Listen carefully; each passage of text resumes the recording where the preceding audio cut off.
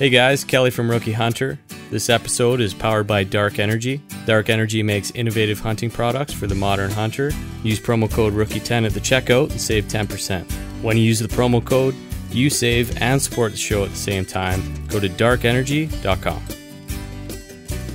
Hey guys, how's it going? This is Mike from the Rookie Hunter. This is episode 16, and this is a bit of a special episode. On this one, we're going to be updating you from the field. So this was from Saturday, September 10th. Today is the 12th while I'm recording this.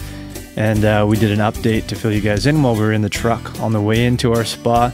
And we also did a recap of our day when we were out in the field sitting on top of a mount. So kind of a fun way to do it. We figured we should probably be spending more time out hunting rather than in the studio talking about it. So there's going to be a number of these, provided that we've got some things to report. We're going to start recording more outside of the studio and giving you those updates. So just a heads up, the audio quality isn't going to be as good as it is in the studio, obviously, but it's perfectly fine, and we think it turned out pretty good. We're also going to be including something else new in this episode, which is listener-submitted hunting stories. So we've got a great one that I'm going to introduce at the end of the podcast here, so please hang out to the end to hear that. And we're going to ask you guys, if you want to submit a story, please do. All you have to do is record a voice memo on your phone and send us the audio file. We're just asking that you keep it around the 5-minute mark. Somewhere in there is going to be perfect. You can send that to the rookiehunterpodcast@gmail.com. And as long as the audio quality is good enough and it's a great story, we'll play it on future episodes. So something we want to include, something we think is going to be a lot of fun, and we've got a great one lined up for today. Last bit of business here. If you guys don't mind going to iTunes and leaving us a rating and review, that helps us out a lot. We really do appreciate it. We really need some help from countries outside of Canada. Canada's killing it in the iTunes store, but we need mainly in the US. We want people to go to the iTunes store, leave us a rating and review. You'll help us reach more listeners, which helps us do more with the show. So thank you for doing that. We really appreciate it. Also go to darkenergy.com, use our promo code ROOKIE10 to save 10% on all their items. Kelly and I both use the Poseidon. It's an awesome device. I've been able to charge my phone up to 6 times. I brought that on the One to Fuca Trail, and it kept my phone going the whole time. I was able to take pictures and capture the whole trip without having to worry about it dying on me. You can also use it for radios, GPS, anything you can charge with USB. The Poseidon can keep you going. It can save your life basically if you get into a bad situation. So go to darkenergy.com and use our promo code ROOKIE10 at checkout to save yourself 10%. All right, that's enough from me. Here's our very first update from in Kelly's truck on the way to our very first day of rifle season. So enjoy it, guys. Thanks. Water. Got it all? Should be good. Nice. So it's opening day, Kel. Rifle season.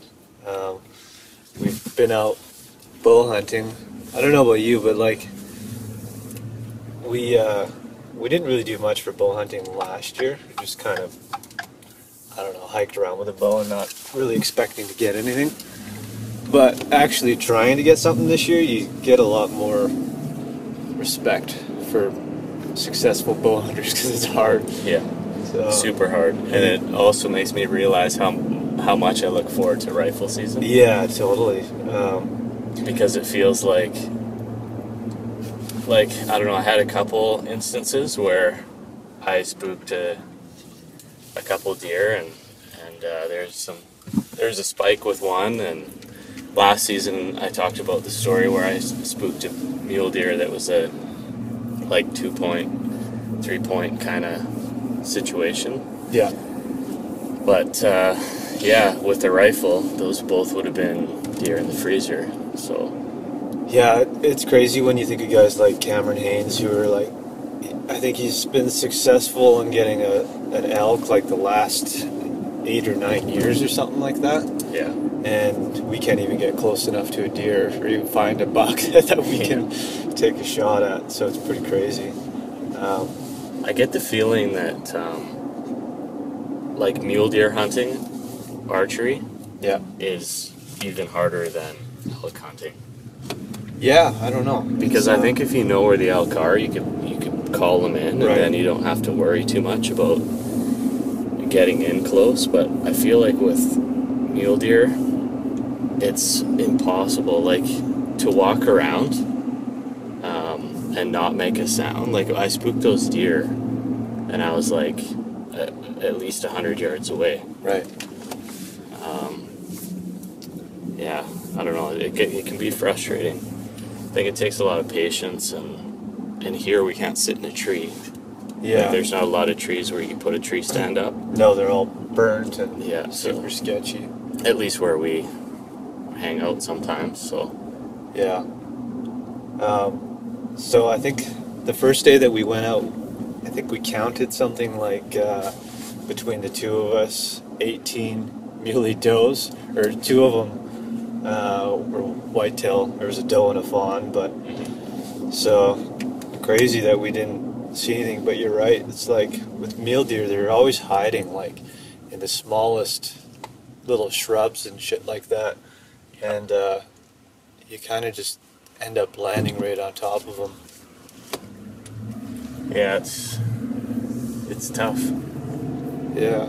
So yeah, by the time you're there, they're already, getting ready to take off. But Yeah. there was a few does where I was within 20 yards of them, and they didn't even seem to care that I was there. So it's interesting. But the bucks are obviously smarter. There's a little whitetail right there. Nice. I don't know if we mentioned it, but we're recording Kel's truck on the way to our hunting spot. Yeah, we're not quite out of city limits, so can't do much about that one. Take that one. Actually, yesterday I was driving to work, and I see this mule deer doe come ripping over a hill, and then another one, and I thought maybe there was a coyote or something, or who knows, somebody spooked him. And then this big 4-point mule deer comes running over the top, and he's chasing him, and he's like flinging grass around with his antlers and stuff. They're kind of playing, but it was full, like, hard antlered already. And like a week or two before that, I saw a 4-point muley that was full of velvet. So I don't know if this one's just ahead or that one was slow, but it seems like they're rubbing everything off now. Yeah, I was just listening to Hunt Backcountry podcast, and there's a guy talking about hunting blacktail deer on there. I don't know if did you listen to that one? I listened to a little bit of it. I don't think I was able to finish that one yet. Yeah, so he was talking about the rut as more of like a big picture kind of thing. So he was saying like it kind of starts now, like their patterns change a little bit now as soon as they rub that velvet off. So you can kind of look at this as like a pre-rut type thing when they're already getting out there. Yeah. What do we got? Are we going the right way? No. Oh, there's the mule deer though. There's two of them. Doe and a fawn. What? Yeah, it seems like... I just go this way out of habit. Yeah, I was wondering if you had a backup route. Surprise. But yeah, so our bow hunt was good. We saw... Or I managed to see it was about a 3-point bull elk, which... Just seeing those, it was at like 300 yards, but they kind of just take your breath away. They're such big, beautiful animals. Yeah. So, I don't know if when we can get one of those, it's going to be a pretty exciting day. Yeah, I mean, it feels like luck to get one around here because it's just not known as a well-known, I don't know, it goes back to that, like, hunting the animal where they're abundant rather than trying to struggle to find one. Yeah. But it is cool that we live in an area that, I mean, we've proven that there's some elk around, so yeah, that's awesome. Definitely. We've seen well, that's the first bull we've seen, but we saw 4 cows throughout the summertime, so I guess that's a good sign. We haven't podcasted since we got those rabbits, have we? No, I don't think so. So You got another one. yeah, we got 3 in total. what were we going to do? Oh yeah, well, I guess we were just going to retrieve the trail cam and brought the 22s with us. Yep. And I don't know, it seems like it must be a good season for rabbits because they're all over the place. Yeah. I don't know how many we saw. The first one we saw, we weren't even ready. We didn't even have our 22s out or anything. So that one, we tried to chase it into the bush there and lost it. Yeah. And then came across another one. And Yeah, you smoked that one from about 10 feet yards away. away. Yeah. It was kind of pinned in the rocks, and I'd have thought, I think it thought that if it just stayed still, it would be fine, and it was wrong. Yeah. Usually they take off and zip around, and it's impossible, right? Yeah. So skinning them and gutting them is pretty easy, I thought. Oh, yeah. Like, obviously, you kind of take your time navigating it, but then went fairly quickly, probably within, I don't know, 15 minutes, it was all cleaned and in the cooler. Yep. And then you got another one, which was a pretty good, I don't know how far away that one was. It was a good snipe you got on that guy. I find with rabbit, there's not much meat on the front legs, so I would just, like, anything on the front half, depending on how far it is. Obviously, headshot's best, but Yeah. sometimes it's tough to do that if they're Yeah. 40 or 50 yards away or more. Yeah. But yeah, if you hit them in the front half, it's probably going to be fine. I think 40% of the meats, at least, is on the back legs. And Yeah, then, definitely. And then the back itself has a lot of meat on it. Yeah, there's tons. So we got a few rabbits and then went to our trail cam. And right as we rolled up to it, or walked up to it, we noticed that it didn't really look like it was in the same spot that we had put it. And sure enough, we see that there's a branch right in front of the camera, which kind of bummed us out right away because it would have been up there for, what, 3 months or something, that camera? Yep. So we would have had a pretty good collection of photos. So anyways, we take it off. Kelly puts it into his pink camera. There's another deer. Muley. No bucks, but No bucks, yeah. And what was there, like 3,000 photos or something like that? yeah, of branches moving. So what happened was we had a few good days of photos. There was a bunch of cow elk, a whitetail doe and a fawn that had showed up quite a few times. There was a whitetail spike Oh yeah. walk by. And then I think it was day 4 that the camera was set up. A big black bear rolled in there and decided to smack the thing around. And Yeah.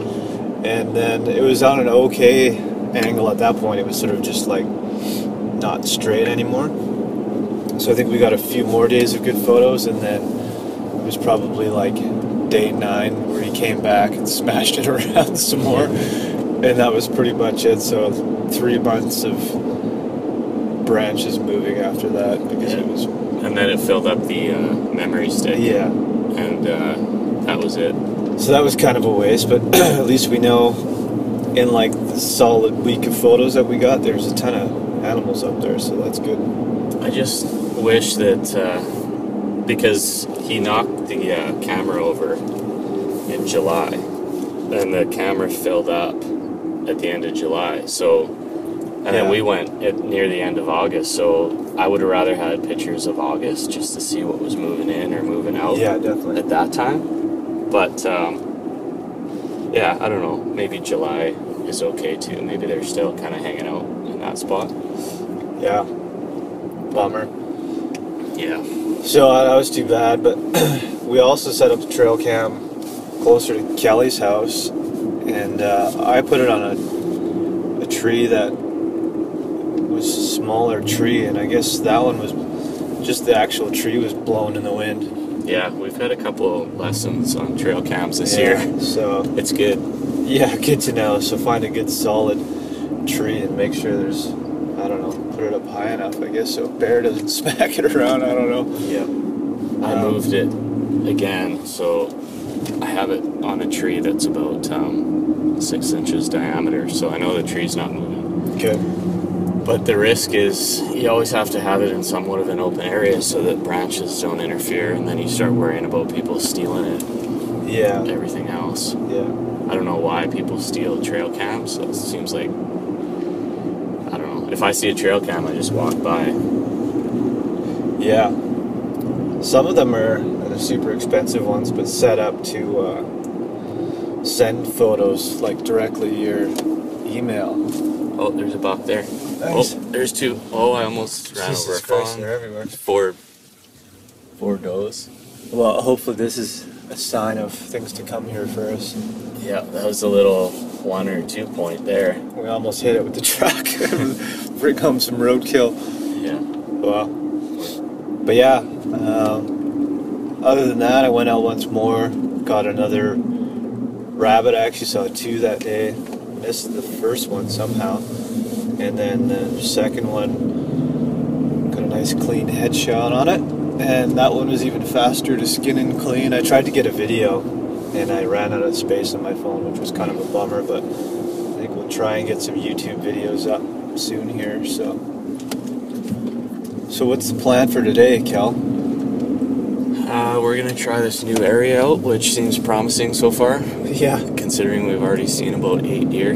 at least. And, yeah, so we'll hike in, hunt right from as soon as we get out of the truck, and then I have a trifecta of glassing spots, actually. Yeah, nice. And they're hills or knolls that are all around this funnel or creek area. So what I'm thinking is we should check it out. I think one of them is going to be easy to access, and the other 2 are going to be difficult and could involve some bushwhacking. So we'll see which one we want to jump on, or maybe we could even split up and go up different hills. But Yeah. it's tough because we haven't been here before, so we'll see what it looks like. Yeah, we've both kind of hiked around in this area, but we thought, yeah, this is the one. Because it's the first day of rifle season, and it's also a Saturday, it's going to be crazy busy on anything that's like easy access. And we talked about last year when we got our doe the morning of there just being guys everywhere. I hate that feeling of like feeling like you're going to get shot by somebody. Yeah. So we wanted to avoid that. We're hoping this is going to provide that. Yeah, I've always hoped so. We got to take a left there. But yeah, anyways, see what happens, I guess. And be nice. Hopefully everybody's pushing all the deer down to where we're going to be hiking. Yeah. That's the plan. Yeah, there's going to be pressure, that's for sure. Yeah. And even with bow season, these deer are probably wondering why these areas that they've been hanging around in for the last few months have people just all over the place. Yeah. Like, we went out on opening day of bow season, and I saw about 3 or 4 people. Yeah, there was people out. Straight. What's that, a raccoon? A couple of raccoons. They're cool little creatures, man. They're smart. Yeah. So Kelly's trying to find a whitetail because you have you got a limited entry draw for a muley doe. Yeah, and I can't shoot more than 1 mule deer in this region. Yeah. So if we see a buck, I guess it's mine, even though it's Kelly's turn to take a shot. But we'll see. I've seen both in this area. That's kind of the cool thing about it, is they're all here. So anyways, we're just rolling up on our spot here, and we might check back if we get something, but otherwise we'll probably come back from studio with nice clean audio for you guys. But anyways, good luck out there. Talk to you later. Cheers. So there's the first update from the truck, and I'm going to transition us now to the top of a mountain where we're going to fill you in on what happened throughout the day. So here it comes. Squeaker. All right, what do we have? Warm out. Yeah, was it 12 o'clock right now? 12, yeah. So we got started probably 6 a.m. we hit the trail. Yeah. So it was just starting to get light, and yeah, the first thing we saw was that a 2-point or just a spike? 2-point. Like not even a half kilometer into the trail. Yeah, it had a little 2-point. Yeah, so that was a good sign. And then it was actually the first time we've been up in this spot, and just playing it by ear a little bit. So we came in about 2.5 kilometers on the trail, and then saw a nice mountain that looked like a good spot to go check out. So to get to the top of it was a bit of a pain in the ass, but we got to the top of it, and what did we see, Cal? Yeah, so we came over the top of this mountain, and right away see this mule deer 3-point with a nice long symmetrical rack staring at us. So we stared at him for a while, thinking that maybe he had a 4th point, but he didn't. And then start seeing some more movement, and it ended up being about 8 mule deer buck in a big bachelor group. Crazy. So we ended up spooking them a little bit. So we made another approach. Yeah, well, they went. I think it was more or less the one that was really watching us. The other ones didn't seem too concerned about us, and they were wrestling with each other and stuff. So I don't know. It was kind of weird. But anyways, I think they could probably hear us rustling around, so they went down a little bit lower. They were in a tough spot because we were coming over the top of the ridge, and the wind was behind us So at some point. Yeah, right? and the sun was right behind us too, so Yeah. they could probably pretty easily see our silhouettes. But yeah, so they went down, and then we sort of tried to make a plan to see if we could guess where they were and then come out on top of them again. And they were pretty much where we thought they were, but being pretty cautious, so they fucked off on us again. Yeah. They went into a ravine and then up the other side of this other ridge. And we had an opportunity. We ended up determining that one of them was a 4-point. And they were all in a big group, so there was about 8 of them all clumped together. And it was pretty tough to distinguish which one was the 4-point. But they were about 200 yards, and by the time we figured it out, they started moving again, and they didn't stop. So yeah, it was tricky because Cal had the binos on him, and I was looking at one trying to figure out if it was a 4-point, and he was trying to explain which one he was looking at, and he was certain it was a 4-point. And then at one point I had my sight on the one that definitely was a 4-point, and just as I was getting set up, he started to move again. And when there's that many of them crisscrossing and they're all bucks, it's hard to make a good decision. So yeah, so that was twice that we had to be cautious and decided not to take a shot because we weren't 100% sure that it was actually the 4-point that Mike was on. yeah, And then we followed those deer all the way up this other, we probably had 1,500 foot elevation gain. yeah, for straight sure. up this stupid mountain. Yeah, And got to the top of that one, they were waiting for us again. So we had another shot at 200 yards, Yeah. and they were clumped up again. So it's too hard when there's that many and they're all bucks, and you have to be certain it's a 4-point. It's tricky. And the funny thing is, a lot of the deer looked the same in terms of their antlers, Yeah, but only one had the double fork on the one side. exactly. Yeah. And the other ones, there was a lot of 3-points. So The one with the biggest brack was a 3-point. It was huge. yeah, and that was the distinguishable deer, right? Yeah. And unfortunately, that wasn't the 4-point. So It's too bad. all the other ones kind of looked like they were twins or something. Yeah, totally. So, yeah, and then in between all that, we actually saw a black bear. So when we missed out on the second opportunity, Kelly's like, "Oh, hey, there's a black bear down there," and we both have tags for black bear. So we're kind of like, okay, let's investigate. It was alone too at Yeah. first. And Big then- black bear. Yeah, it was big, but it turned out she had 2 cubs with her. And as we decided to go and follow these mule deer some more, she actually was following us with her cubs, which was kind of interesting.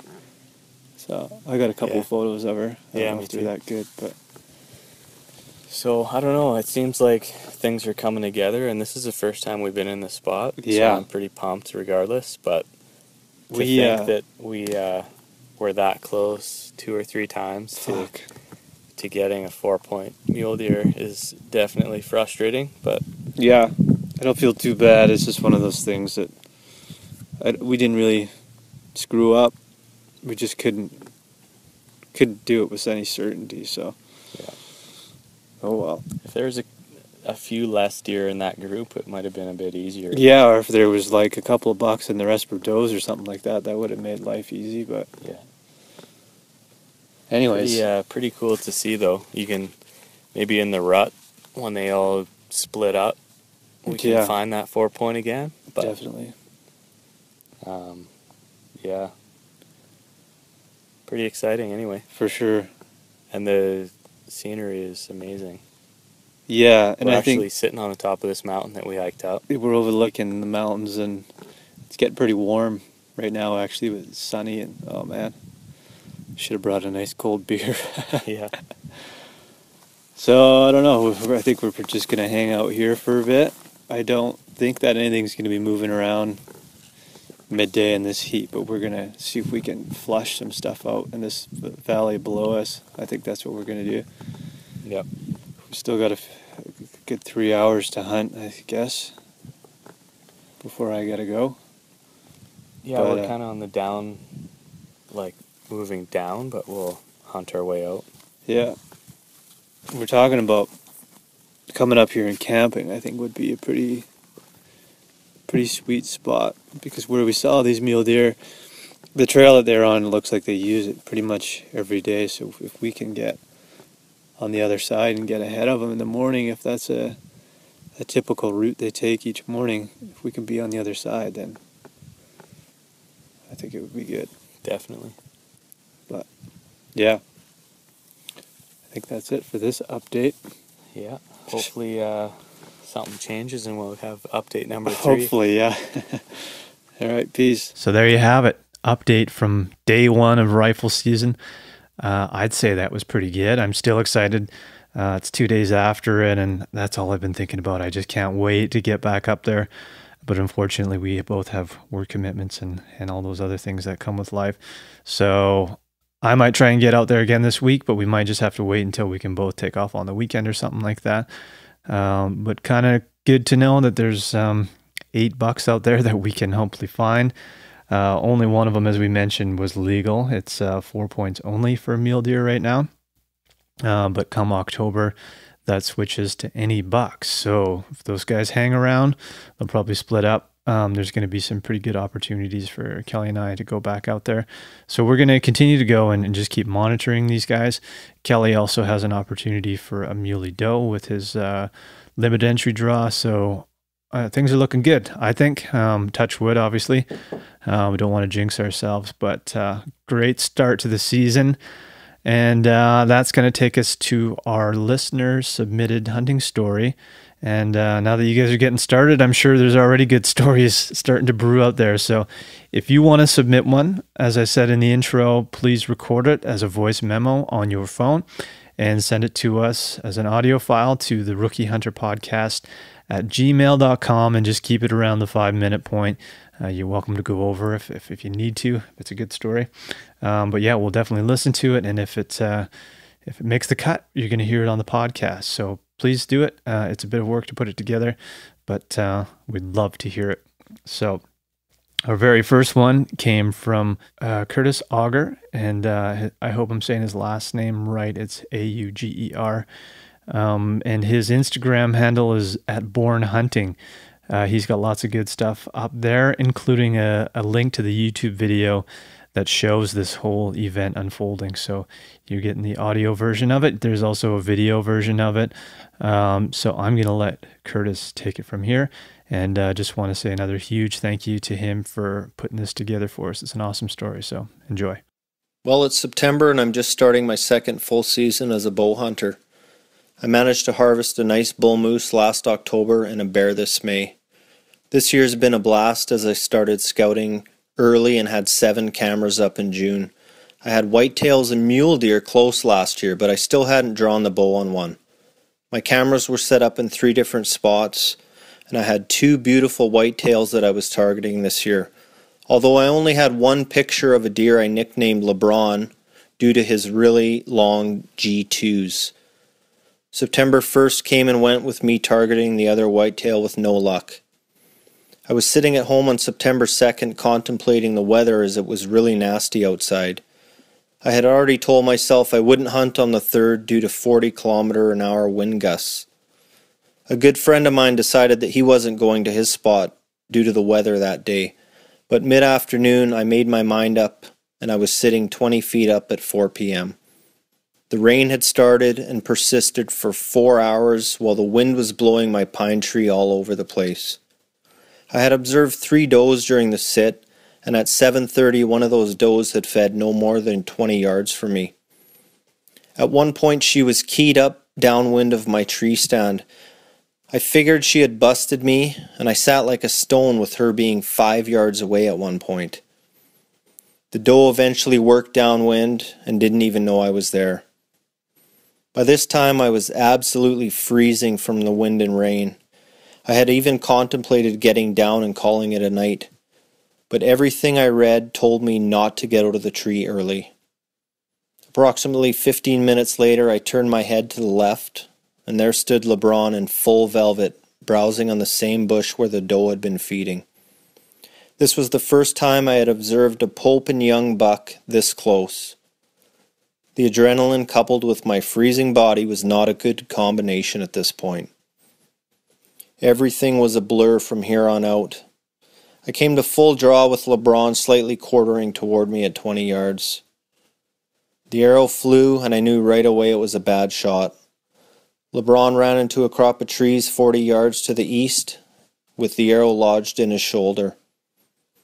It was at this point that I started talking to myself. Please come back. Please. Almost willing him to come back toward me. Well, to my surprise, he came out of the trees back into the clearing at 60 yards. I quickly nocked another arrow and came to full draw with him slowly moving to 40 yards, which if you've bow hunted you would know is a very long shot from a tree stand. I eventually let down as he was now moving closer and closer to my stand, looking around to see what had bit him. With him moving to 20 yards, I drew again and ended up holding at full draw for over 2 minutes as he was facing me. I contemplated putting an arrow in his chest, but I really didn't want to cause further injury to this animal. LeBron continued slowly inching toward me, and I eventually let down with him still facing me at 10 yards. He eventually quartered toward me.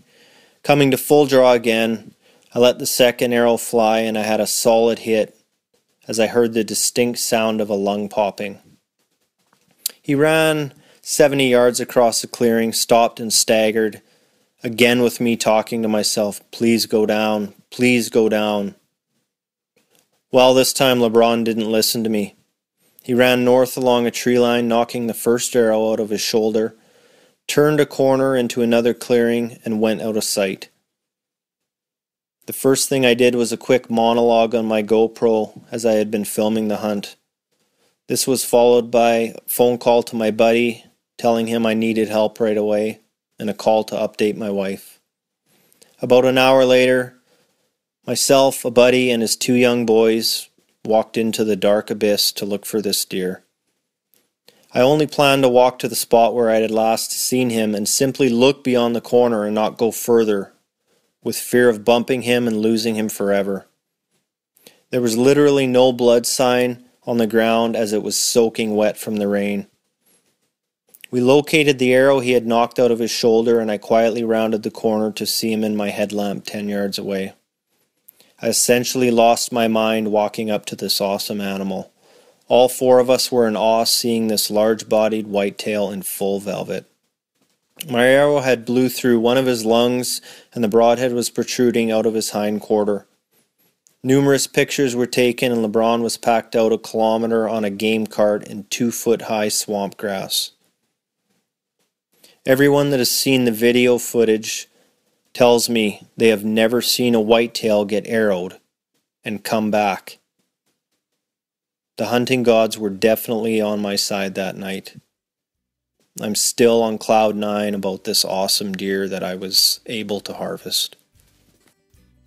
So there it is, guys. Thank you again to Curtis for putting that together for us. The title of that story was LeBron. Awesome. So I really enjoyed listening to that. He did an awesome job telling the story. If you want to do it, just don't be shy. Send it in to us. It's a lot of fun to put these things together. And what a great way to preserve your story as audio. And you get to share it with thousands of people too by sending it in.